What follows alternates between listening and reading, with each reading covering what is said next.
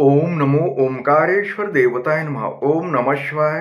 ओम नमः शिवाय. अवधूत चिंतन श्री गुरुदेव दत्त.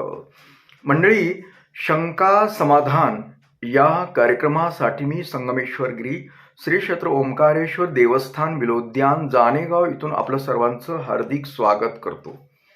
मंडळी, आपल्याकडे एक प्रश्न आलेला आहे. तो प्रश्न असा आहे की महाराज म्हटले की विधवेचं सकाळी सकाळी तोंड पाहू नये. विधवा महिलेचं सकाळी सकाळी तोंड पाहू नये, अशुभ मानल्या जातं असं म्हणतात. हे खरं आहे का? आणि यामागचं कारण काय असू शकतं असा विचारलंय. तर मंडळी, या संदर्भात मी तुम्हाला माझ्या अभ्यासानुसार मी तुम्हाला काही जे जमल तसं मी माहिती सांगतो. परंतु कुणी माझ्या माता भगिनी असतील, विधवा असतील, त्यांची मी माफी मागतो. काही माझ्याकडून चुकीचं काही बोलण्यात आलं, अगर तुमचं मन दुखावलं तर क्षमा करा मला.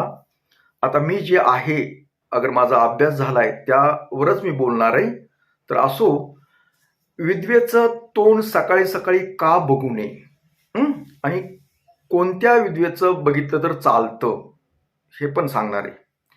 आता कसं असतं, विधवेचं तोंड सकाळी जर पाहिलं तर एक माझ्या अभ्यासानुसार, कारण मी पाठीमागल्या काही समजा काळातील गोष्टी पाहिल्या, तर बऱ्याच ठिकाणी विधवेला अशुभ मानल्या जातं. त्याचे कारण अनेक असू शकतात, पण माझ्या अनुभवातून सांगतो. जर आपण 50 वर्षाच्या आतील महिलेचं, जे का विधवा असते, त्या महिलेचं जर तोंड सकाळी पाहण्यात आलं, अथवा दिवसभरात जरी आपला कुठं सहवास येत असेल, पाहण्यात येत असेल, आता घरामध्ये पण आपल्या प्रत्येकाचे कुणा ना कुणी असू शकतं, कुणाच्या तरी असू शकतं, त्यावेळेस तर सतत बघण्यात येतं. मग अशुभ मग कसं धरायचं? मग त्यांना काय अडचणी येतात? तर बऱ्याच समजा पाहणीनुसार असं झालं की जर 50च्या आतली विधवा असेल समजा, तर बऱ्याच वेळेस अडचणी निर्माण होतात. ज्या व्यक्तीनं समजा सकाळी सकाळी पाहिलंय तोंड, तर त्या व्यक्तीच्या समजा मनामध्ये काय होतं की चिडचिडखोरपणा, म्हणजे समजा बऱ्याच चांगल्या कामामध्ये व्यत्यय होण्याची दाट शक्यता राहते आणि येतो सुद्धा. आणि सतत जर बघण्यात येत असेल अथवा त्यांचा फोटोही पाहण्यात येत असेल विधवा महिलेचा, तर खूप त्रास होतो. ज्याने कोणी अनुभव घेतला असेल तर त्यांनी जरूर सांगा, कारण आपलं कुणाचं मन दुखवणे हा हेतू नाहीये, पण वास्तविक खरं आहे हे. कारण मी अशा गोष्टी मानत नव्हतो, बऱ्याच गोष्टी. कारण काय आहे की त्याला आता समजा काय जे त्याचा नशिबाचा प्रश्न आहे. विधवाला मी एक सन्मानीनं वागवत होतो, कारण मी ज्या वेळेस या क्षेत्रामध्ये शिरलो त्यावेळेस मी विधवा महिलेला मी सन्मानानं वागवत होतो. त्यांना समजा चांगले देवपूजा अशा गोष्टी सुद्धा मी चांगलं सांगत होतो. सगळ्या गोष्टी अजून मी सांगतो, सांगत नाही असं नाही.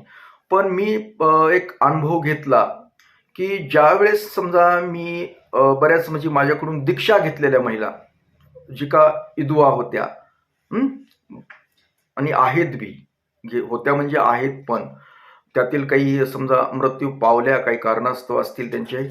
पण ज्यावेळेस मी अशा महिलांना एक देवाच्या सानिध्यात आणण्यासाठी, आता देवाच्या ह्याच्यामध्ये का आणायचं होतं त्यांना, की जर अशा महिला जी 50च्या आतल्या आहेत आणि ते जर समजा देवाचं काही नामस्मरण अथवा पूजा अर्चा, देवामध्ये त्यांचं मन जर नसेल देवाच्या ह्याच्यामध्ये, तर अशा महिलांचा बरोबर कार्यक्रम होतो व्यवस्थित. कारण काय होतं, अशा महिलेचं जर आपण तोंड पाहण्यात आलं अथवा त्यांचा फोटो पाहण्यात आला, तर आपले मन हे विचलित होतं, अस्थिर होतं, तणावग्रस्त मन राहतं. तर जर त्यांनी पूजा अर्चा नसतील करत, देवाचं कुठलं काही करत नसतील, तर त्या महिलांचं होतं तसं. आणि ज्या का महिला 50च्या बी आतल्या आहेत, पण त्यांचं मन देवपूजेमध्ये आहे, जप वगैरे, मंत्र जप अशा गोष्टी धार्मिक याच्यामध्ये आहेत, त्यांचा प्रॉब्लेम होत नाही. एवढं पुन्हा मी अनुभवलं. कारण मी बऱ्याच महिलांना मी शिवपूजा करायला, कारण बरेच जण म्हणतात की विधवा महिलेनं शिवपूजा करू नये अथवा पूजा अर्चा करू नये असं काही सांगितलं जातं त्यांना. तर ती बऱ्याच महिला अशा सांगायच्या की बाबा मला पूजा करता येते का नाही. तर मी त्यांना पूजेमध्ये आणण्याचा प्रयत्न केला. म्हणजे शिवपूजा करायला लावायची आणि शिवपूजा करायलाच पाहिजे महिलांनी. विधवा महिलांनी शिवपूजा करायला काही अडचण नाही. मी तसा खूप प्रयत्न केला आणि काही महिला खरंच त्याच्यामध्ये उतरल्या आणि त्यांच्यानंतर त्यांचं कोणी समजा तोंड पाहिलं तर कुणाला प्रॉब्लेम आला नाही. पण ज्या महिलेला आपण समजा शिवपूजेमध्ये आणायचा प्रयत्न केला आणि त्यांनी समजा सोडून दिला, अगर ते कराना गेल्या, तर 100% मी सांगू शकतो की अशा महिलांचं तोंड अथवा त्यांचा संपर्क अथवा आपल्या नजर जर झाली, त्या महिलेची आपल्यावर नजर झाली, तर ते नजर आपल्याला लागते आणि त्याच्यामुळे आपली मानसिकता बिघडते. तुम्ही अनुभव घेऊन पहा आणि मला सांगा तुम्ही जरूर.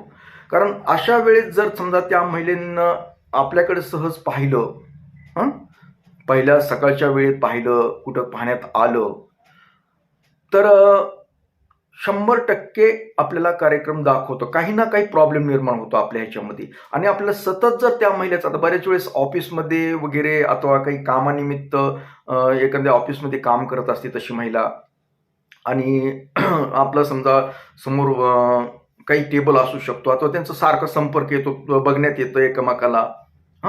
त्यावेळेस आपल्या कामावर लक्ष लागत नाही, काम व्यवस्थित होत नाही. मी बऱ्याच जणांचे अनुभव घेतले मी असे की बरं हे असं का होतं.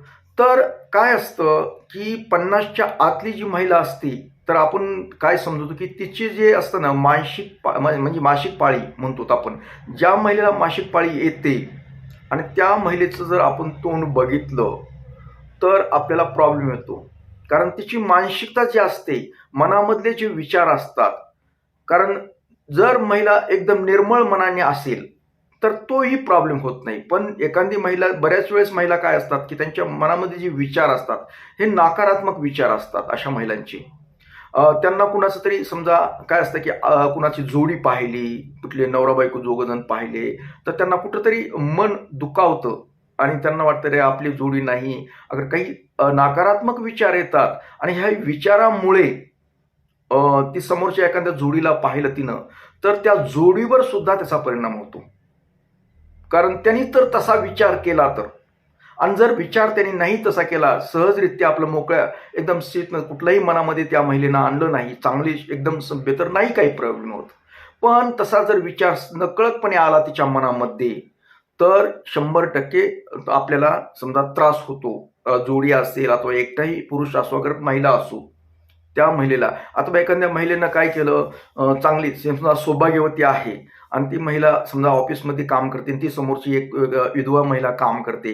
जर सौभाग्यवतीवर त्या विधवा महिलेचं लक्ष गेलं आणि तिनं समजा कुंकू वगैरे मस्त मंगळसूत्र वगैरे असं गळ्यात अडकलेलं आहे, तिला भांगामध्ये कुंकू आहे, शिंदूर म्हणतो आपण त्याला, आणि ती जर पाहिलं, तिची नजर त्या विधवा महिलेची त्या बाईवर, सौभाग्यवती बाईवर जर गेली, तर त्या सौभाग्यवती बाईला त्रास होतो.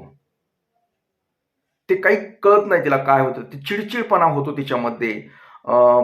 पुन्हा एक तिरस्कार, एक मेंदू तिचा एकदम ह्याच्यामध्ये नकारात्मक विचार चालू होतात. अशा पण मी महिलांचे पाहिले मी की हे का होतं. मी बऱ्याच वेळेस असे काही विचार आले की मी सहज विचारत असतो की तुमच्या समोर कुणी विधवा कुणी आहे का, तुम्ही विधवाचं काही सतत दर्शन होतं का तिचं तुमचं. तर बऱ्याच वेळेस होकारती आलेलं आहे. तर हे असं होतं.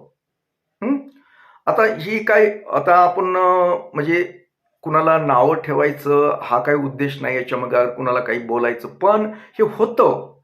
याचं कारण म्हणजे कसं, ती विधवा महिला सतत मनामध्ये नकारात्मक विचार करते. तिला समोरच्या महिलेचं समजा कुठंतरी दुखावतं, अरे ही किती सौभाग्यवती, आपला नवरा नाही. अगर काहीतरी विचार मनामध्ये आल्यानंतर त्या सौभाग्यवतीला त्रास होतो. अथवा पुरुषावर बी नजर पडली विधवा महिलेची, तर त्या पुरुषाला नजर लागते. नजर लागते म्हणजे नजर लागल्यानंतर त्या पुरुषाचं मन विचलित होतं. विचलित म्हणजे त्याचं कामावर लक्ष लागत नाही. काम केलं म्हणजे म्हणजे सतत डोक्यामध्ये असं चिडचिडपणा निर्माण होतो आणि काम व्यवस्थित होत नाहीत. तर हा प्रॉब्लेम होतो निर्माण. अथवा एखाद्या पुरुषावर सतत नजर पडत असेल, समजा ऑफिसमध्ये अगर बाहेर कुठल्या कामानिमित्त एखाद्या महिलेची तशी नजर जर पडली, अगर नजरान जर होत असेल, तर तो पुरुष तणावग्रस्त होतो. त्याला कामामध्ये यश येत नाही. बरेचसे प्रॉब्लेम निर्माण होतात. आता हे संबंधच व्हावे असं काही नाही, त्याचं काही पुढे अगर प्रेमच असावं असं बी काही नाही, पण होतं हे. कारण त्याच्यासाठी पूर्वी काय होतं, जुन्या लोकांमध्ये की विधवेला समजा बाहेर समाजात न येण्याचे कारण ते असू शकतात त्यांची. आपण तसं म्हणू शकत नाही. तसं आता सगळीकडे आता कसं काळ बदललाय, ही सगळ्या गोष्टी खऱ्या आहेत. मग आता विधवा सुद्धा कुंकू लावतात, टिकली लावतात, अथवा मंगळसूत्र घालतात, कारण लोकांची नजर पडून. पण लोकांची नजर त्यांच्यावर वाईट पडून यापेक्षा त्यांच्याच नजरेचा इतर चांगल्या माणसावर परिणाम होतो.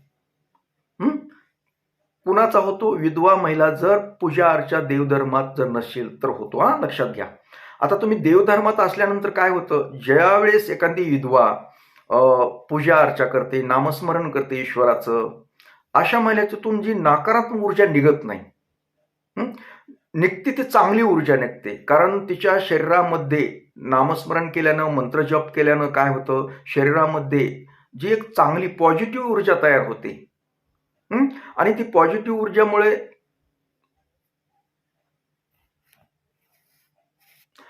पॉझिटिव्ह ऊर्जा निर्माण होत असल्यामुळे तिचा काही परिणाम समोरच्या माणसावर होत नाही, उलटा चांगला परिणाम होतो. पण ती विधवा महिलेनं पूजा अर्च्यामध्ये राहायला पाहिजे, मंत्र जप करायला पाहिजे, देवाधर्मामध्ये थोडंसं लक्ष घातलं तर असा परिणाम होत नाही. आता मग आता तुम्ही जी प्रश्न विचारला आहे, तो प्रश्न जर तुमच्या समजा तुमच्या पाहण्यात असेल, अगर तशी महिला तुम्हाला जर त्रास होत असेल, तर असं समजा ती महिला देवधर्म करत नाही, तिचं लक्ष देवावर नाही. जर देवदेव करणाऱ्या महिलेकडून असं जरी पाहिलं महिलेचं तोंड, तरी आपल्याला काही दोष निर्माण होत नाही, अगर आपल्याला कुठलाही त्रास होत नाही. पण जे देवदेव करत नाहीत आणि जे का 50च्या आतले आहेत, अशा महिलेचा त्रास होतो म्हणजे होतो. म्हणून जर आता महिलांना जर समजा ही असा विधवा कोणी महिला माझा ही व्हिडिओ ऐकत असेल तर मला कदाचित वाईट वाटत असेल, पण तुम्हाला एक सांगतो, तुम्ही देवात राहा, नामस्मरण करा, शिवाचं नामस्मरण करा, जप करा, तुमचा कुणावरही वाईट परिणाम होणार नाही. फक्त आपल्यात आहे, आपण कसं बदलायचं. आपल्याला जर वाटतंय ना तर आपल्यामुळे कुणाला त्रास होणे असं वाटतंय ना, तर तुम्ही हे मी जे सांगतो ते ऐका. तुम्ही नियमितपणे सकाळी स्नान करून, महिलांसाठी सांगतो, विधवा महिलांसाठी सांगतो, की तुम्ही सकाळी उठून लवकर उठून स्नान करून शिवपूजा करत जा. शिवपूजा केल्यानंतर नामस्मरण करा, शिवाचं नामस्मरण करा. ओम नमः शिवाय नमः म्हणा, अथवा ओम नमो ओंकारेश्वर देवताय नमः, हे मंत्र जप करा. आणि प्रसन्न राहा. मनामध्ये कुठले वाईट विचार अथवा काही आणू जाऊ नका. तुम्ही होकारात्मक विचारानं राहिल्यानंतर आपला दोष कुणालाही लागत नाही, आपली नजर कुणालाही लागत नाही. फक्त आपण धार्मिक ह्याच्यामध्ये जर राहिलं, देवधर्मात जर राहिलं, तर एकतर आपलं मन शांत राहतं, प्रसन्न राहतं, आणि आपल्याला यश येतं. कारण काय असतं, शिवाचा आशीर्वाद तुम्हाला लागतो. तुम्ही शिवमय व्हा, देवाचं करा, देवावर लक्ष ठेवा जरा. तुम्ही सतत पावल्या वेळामध्ये नामस्मरण करत जा. आपण कुठं प्रवास करत असताल, घरकाम करत असताल, स्वयंपाक करत असताल, काही करता घरामध्ये, त्यावेळेस तुम्ही नामस्मरण सतत जर केलं तर आपली नजर कुणालाही लागणार नाही, आपल्याला कुठला दोष निर्माण होणार नाही, आणि तुमच्या जीवनामध्ये सुख समाधान या गोष्टी सुद्धा मिळू शकतात. एकदम आनंदमय जीवन होतं. पण तुम्ही जर देवभक्तीच्या मार्गात नाही राहिला, तुम्ही असंच राहिलात आणि असं राहिलं ना सर्वसामान्यासारखं, असं म्हणजे न देवपूजा वगैरे करून राहता, आणि त्यावेळेस तुम्हाला असे विचार येतात. समजा कुणाचे नवरा बायको पाहिले की, अथवा तुमच्या काही गोष्टी तुमच्या संसारातल्या आठवतात, पूर्वीच्या काही वैवाहिक जीवनातल्या गोष्टी काही आठवतात, आणि हे आठवल्यानंतर आपलं मानसिक ताण निर्माण होतो. आणि हे ताण निर्माण झाल्यानंतर आपल्या शरीरातून एक नकारात्मक ऊर्जा एक बाहेर पडते, आणि ह्या ऊर्जेचा परिणाम समोरच्या महिलेवर अथवा पुरुषावर होतो. आणि तुम्हीही तणावात राहता आणि समोरच्या व्यक्तीलाही तणाव देता. त्यापेक्षा आपलं जीवन कुठंतरी सफल व्हावं आणि आपल्यामुळे कुणाला त्रास होऊ नये असं जर वाटत असेल, तर आपण शिवभक्तीमध्ये लागा, पूजा अर्चेमध्ये, देवधर्मात थोडंसं लक्ष घाला. आता मी ह्या अनुभव का सांगतो, मी अशा बऱ्याचशा महिलांना मी ही गोष्ट प्रत्यक्षात, ज्यावेळेस बऱ्याच महिलांनी माझ्याकडून दीक्षा, समजा विधवे महिलेने दीक्षा घेतली, त्याचं कारण काय की त्यांना मी देवाच्या म्हणजे शिवाच्या भक्तीमध्ये आणण्याचा प्रयत्न केला. काही सक्सेस झाल्या, त्याचा काही प्रॉब्लेम पण. काही महिला समजा त्यांचं मन मी चांगलं आणण्याचा प्रयत्न करतो, पण त्यांचं मन हे तशा वैवाहिक जीवनाच्या गोष्टीमध्ये जास्त चाललं, त्यावेळेस त्याचा इफेक्ट इतर लोकांवर व्हायला लागला आणि त्याचा वाईट परिणाम त्यांच्यावर बी झाला आणि समोरच्या व्यक्तीवर बी झाला. हे पण मी अनुभवलंय. म्हणून मी विधवेला नावं विधव्याची टीकात्मक अशा काही गोष्टी करत नाही. फक्त मी जे काय होतं ते सांगतोय मी, तेही अनुभवातल्या गोष्टीतलं सांगतोय मी. खरंच तशा गोष्टी जे विचार करतात ना विधवा वैवाहिक जीवनातल्या, आणि त्यांना सतत आता समजा काय असतं, महिलांना खूप म्हणजे नाद आहे थोडक्यात मोबाईलवर समजा वाईट गोष्टी बघणं. वाईट म्हणजे आपण समाज ज्याला आपण अश्लील म्हणतो, बऱ्याचशा महिला असं बघतात. आता सगळ्याच बघतात असं म्हणता येणार नाही आपल्याला, पण बघतात ते, आणि त्यांना म्हणजे कुठंतरी ती मनाच्या समाधानासाठी त्या गोष्टी बघतात आणि त्यांच्या मनामध्ये तसे विचार येतात. खूप आहेत. आता तुम्ही तुमच्या स्वतःच्या मनाला विचारून पहा, खरंच का मी बोलतो ती सत्य आहे का नाही. तुम्ही जर अशा गोष्टी अश्लील गोष्टी अश्लील समजा वाचन त्याच्यावर मोबाईलवर करता, मी मागे एक व्हिडिओ पण टाकला होता, तर असं जर बघत असाल तर मनामध्ये तुमच्या विचार तशा पद्धतीने येतात, आणि तशा पद्धतीने विचार आल्यानंतर समजा तुमच्या समोर कुठं पुरुषाकडे बघण्याचा दृष्टिकोन तुमचा वेगळा होतो. तुम्हाला अशी गोष्ट हवी अशी वाटते, आणि त्याच्यामुळं तुमची मानसिकता बिघडते. तुम्ही ते गोष्ट नाही मिळत, अगर तुम्हाला समजा नाव ठेवून कुठेतरी दबकता तुम्ही, काय ती गोष्ट मिळत नाही, मग त्याच्यामुळे तुमच्या मनावर एवढा विपरीत परिणाम होतो की तुम्ही मानसिक त्रासाने ग्रासले जातात. कदाचित तुम्ही मनोरुग्ण सुद्धा होण्याची दाट शक्यता असते. कारण मन आणि शरीर, ज्यावेळेस मनामध्ये विचार आपल्याला काही येतात आणि ते मनासारखं नाही झाल्यानंतर एक आपल्या मनावरचा परिणाम शरीरावर होतो आणि शरीरामध्ये व्याधी जडतात.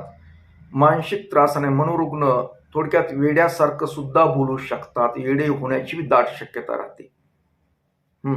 तुम्ही हे माझं बोलणं आहे ना बारकाईनं ऐका तुम्ही, कारण ही सत्य गोष्ट आहे.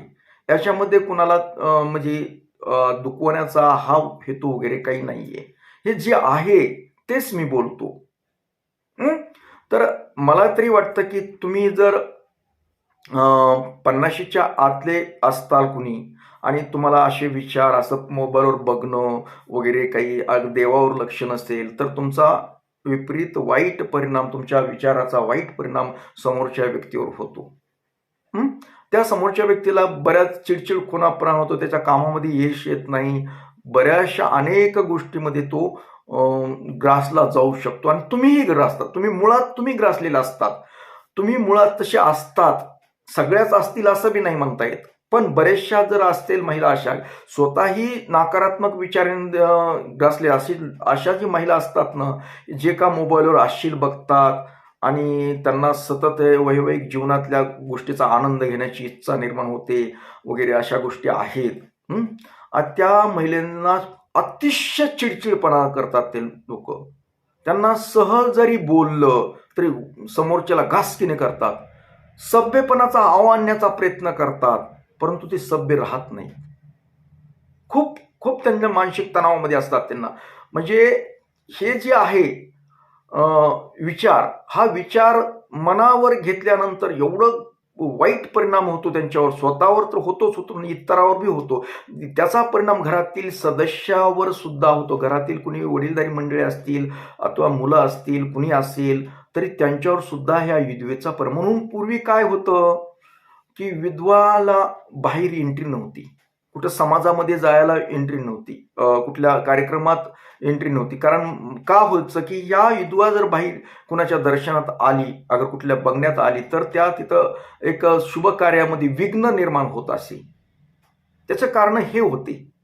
आजकाल तसं राहिलं नाही. आजकाल विधवाही कुंकू लावतात, सगळं मंगळसूत्र घालून फिरतात. म्हणून तसं वरून जरी दाखवलं म्हणून तसं होत नाही. आपण दाखवतोच. समाजाचा वाईट ही पडू नये आपल्यावर, म्हणून मंगळसूत्र घालणे, टिकली लावणे ह्या गोष्टी करतोच, परंतु मूळ कुठं जात नाही. तुमचे विचार थोडेच त्यानं बदलतात. वरून जरी तुम्ही तसं मेकअप केलं समजा सौभाग्यवतीचं, तरी तुम्ही नाहीत ना तसे. मग तुमच्या मनामधले जो विचार आहे त्याचा वाईट परिणाम ह्या समाज म्हणजे जे असतात कुठल्या कार्यक्रमामध्ये काही असतं तिथं होतोच. मग हे होऊ नये असं वाटतं तर मी सांगितलं ना तुम्हाला की देवाचं करा, नामस्मरण सतत करा. तुमचा काही परिणाम उलट तुम्हाला मान सन्मान मिळेल. तुम्हाला उलटा मान सन्मान मिळेल. तुम्ही जर धार्मिक राहिलात ना, देवधर्मामध्ये जर राहिलात, तर देवाच्या या नामस्मरणामुळे तुमच्यामध्ये एक चांगली ऊर्जा निर्माण होईल आणि तुम्हाला कुणीही यामुळे तुम्हाला कुठल्याही कार्यक्रमात बंदी येणार नाही. कुठलाही चांगला वाढदिवस असेल, लग्न कुठेही तुम्हाला बोलवल्या जाईल की या म्हणतील, कारण तुमचा काहीच वाईट परिणाम होत नाही. आणि जर तुम्ही तसे नसताना तुम्ही जर कुठल्या कार्यक्रमात काहीतरी विघ्न झालं तर 100% तुमच्याकडे बोट दाखवल्या जाईल की हो काही विधवा आली म्हणून आपल्यात असं असं झालं. अगर तुमच्या समोर जरी नाही म्हटलं तरी बायकांमध्ये कुजबूज होते. बऱ्याच वेळेस सौभाग्यवतीचे कुठले कार्यक्रमामध्ये बोलवल्या जात बोलवण्याचं कारण म्हणजे हे आहे. बऱ्याच जणांना काही समजा कशामुळं काही झालं तरी तुमच्यावर बोट दाखवलं जातं, तुमच्याकडे बोट दाखवलं जातं. त्याला कारण हे आपणच असतो. आपण जर चांगले धार्मिक राहिलो, नामस्मरणामध्ये राहिलो, तर याचा परिणाम वाईट होत नाही, उलटा चांगला होतो. म्हणून लोक आपल्याला बोलावतात, आवर्जून बोलावतात. त्याच्यासाठी आता तुम्ही ठरवायचं की हे की बाबा कसं राहायचं ते. मग तुम्हाला तसंच राहायचं असेल तर राहा. तुमचं प्रत्येकाला जगण्याचा अधिकार आहे. आपलं प्रत्येकाला स्वातंत्र्य आहे जगण्याचं. त्याच्यामुळे कुणी कुणावर बंधन करायचे कार्यक्रम नाहीत. एक मला जो प्रश्न आला त्या प्रश्नाचं फक्त उत्तर देण्याचा प्रयत्न करतोय मी. आणि दुसरी गोष्ट, आता 50च्या आतच का मी बोललो तुम्हाला की ज्या महिलेला पाळी येते त्यावेळेस पाळी येणाऱ्या महिलेचे विचार जे असतात, एक समजा वैवाहिक संबंधाबद्दले ते विचार तिच्या मनात सतत जागृत होत असतात. त्याच्यामुळे हे परिणाम होतो. आणि जी पाळी संपली त्या महिलेचे थोडे विचार कमी झालेले असतात. आता पाळी गेली, आता आपलं काही राहिलेलं नाही. आणि अशा महिलेचा जास्त परिणाम होत नाही. हे कारण आहे त्याच्या मागचं. तर आता तुम्ही तुमचं ठरवायचं की विधवेचं तोंड बघायचं का नाही बघायचं, का विधवेनं तोंड दाखवायचं का कुठल्या कार्यक्रमात जायचं, हे तुम्ही तुमचं ठरवायचं. फक्त मला विचारलेल्या प्रश्नाचं मी उत्तर दिलंय. कुणाचे जर मन दुखवले असतील, कुणी माझ्या माता भगिनी असतील, विधवा असतील, त्यांचे माझ्याकडून बोलण्यातून काही मन दुखवलं तर मी क्षमा मागतो तुमची. कारण हा प्रश्न गंभीर आहे आणि हा प्रश्न गंभीर म्हणजे समाजामध्ये सांगणं सुद्धा अवघड गोष्टी आहेत. कुणाला काही बोलता येत नाही. पण मला जे माहीत आहे, मी जे अनुभवलंय, माझ्याकडे मी विधवा महिलेची पूजा करायला वगैरे लावले, त्याच्यामुळे काही संपर्क आलेले होते, तर त्या महिलेचा काय परिणाम होतो हे मी पाहिलेलं आहे, म्हणून मी हे सांगितलं. तर असो, आता याबरोबरच आजचा हा शंका समाधान कार्यक्रम इथेच थांबूया आणि परत भेटूया पुढील कार्यक्रमात. तोपर्यंत मंडळी, ओम नमः शिवाय. जय हिंद, जय भारत, सुखी राहा आणि समाधानी राहा.